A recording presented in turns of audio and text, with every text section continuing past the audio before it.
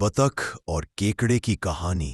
एक तालाब में एक विशाल और लालची बतख रहती थी जो हर दिन मछलियां और छोटे जीव खा जाती थी।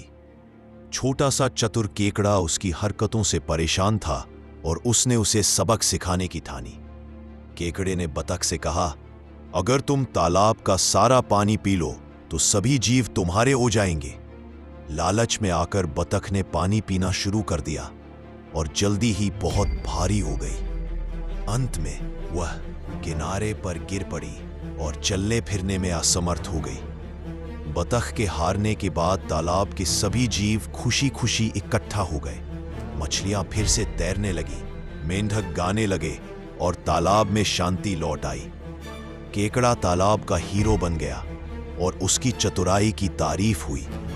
इस कहानी ने सिखाया कि लालच का परिणाम हमेशा बुरा होता है।